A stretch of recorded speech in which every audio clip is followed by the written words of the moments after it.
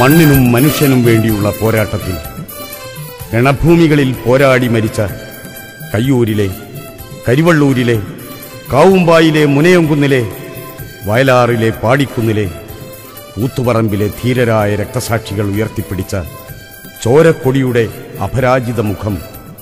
വാനിലുയർത്തിപ്പിടിക്കാൻ,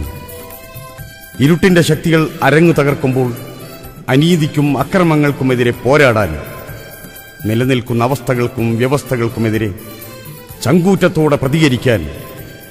ഒരായിരം മുഷ്ടികളോടെ നാം ഒന്നിച്ചണിനിരക്കുക.